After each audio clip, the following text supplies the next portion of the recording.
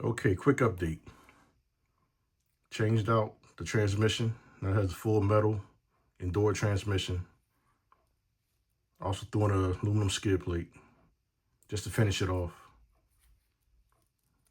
And we're smooth as it's supposed to be.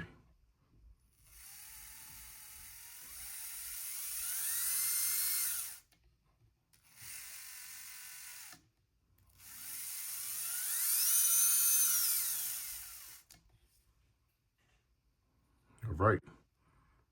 Now I'm thinking, well, not thinking, when I first installed this motor, and I was hand turning it to make sure the mesh was good, I noticed a little resistance at a certain point every time I turned the motor.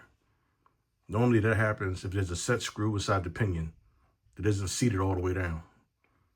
That screw will hit the spur gear and cause like a little resistance at a certain spot of the turn. Since I know this is a press-on pinion, that's not the issue. So I grabbed this little vinyl tool and I scraped between each tooth of the pinion. And sure enough, some residue came out. So I guess it's from the manufacturing process or whatever. But after I did that, put the motor back on, turned it by hand, and everything went smoothly.